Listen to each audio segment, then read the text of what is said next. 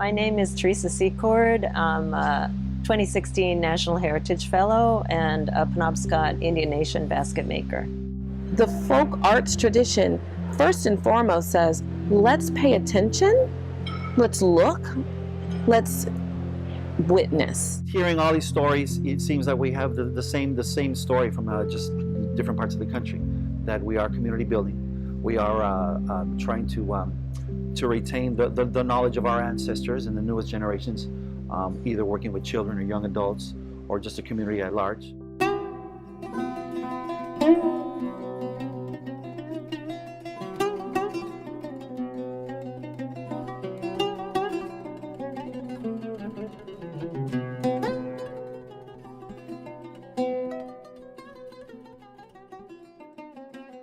I think the idea of coming together, having a convening, is a chance to kind of share our own stories with one another of impact, of building a connection, building some solidarity, and building the strength and the foundation for us to move this work forward together. And I think, as somebody said, so that we can tell the story to other disciplines and other fields and help to support the health sector, the peace building sector, education, science and technology, community development.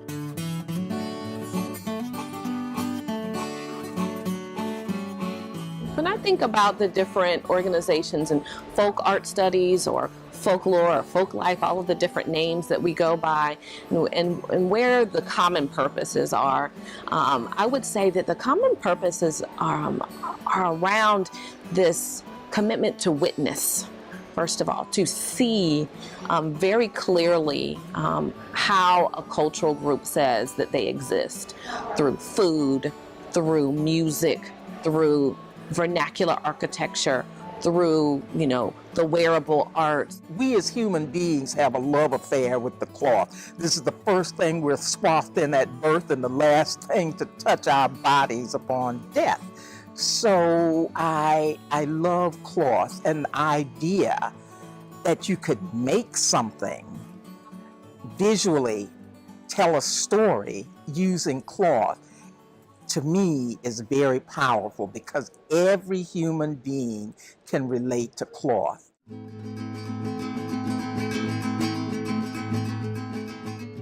Really a lifelong goal to make sure that we're not only teaching them the musical components, but also the cultural components of what it means to play this type of music, what we represent as being ambassadors to traditional folk music of Mexico, and all the responsibilities it takes to be able to really hold yourself with that dignity, that pride in performing this music as young adults.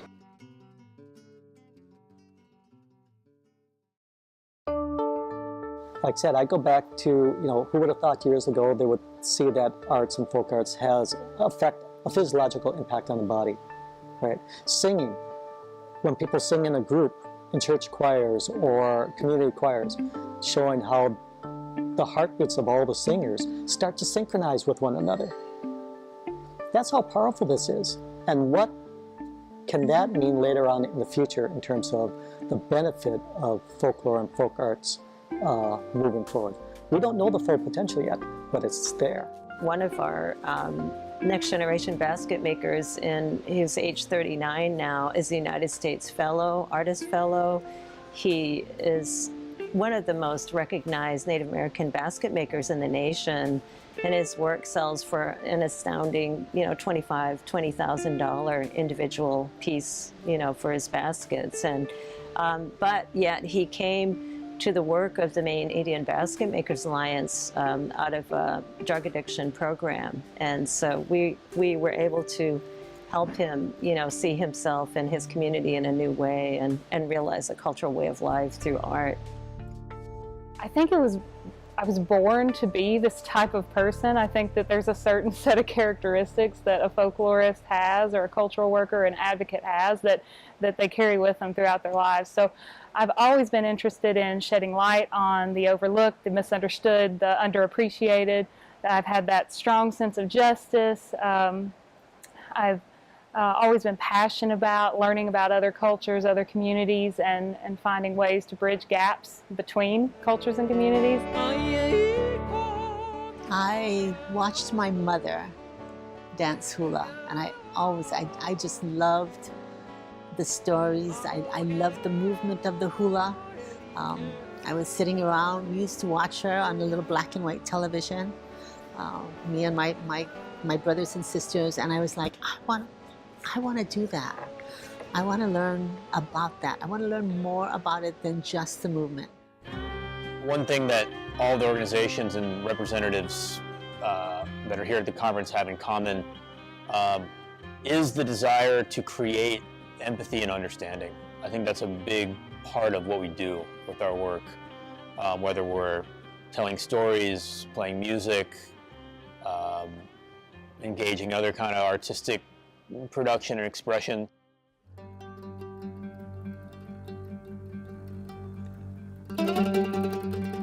So, for example, actually last weekend there was a shooting at a synagogue in Pittsburgh, and we had been working for many years, for 20 years, with a mother-daughter pair, actually a National Heritage Award winner, Elaine Hoffman-Watts, and her daughter Susan Watts, and just so happened to have a huge concert of klezmer music planned for Sunday night.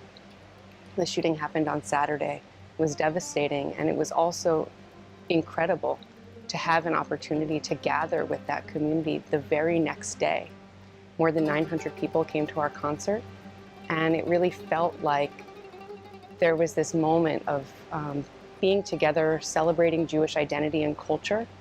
We took the time to recognize the tragedy and also recognize the arts that were being presented that evening as a demonstration of the resilience of Jewish people over centuries.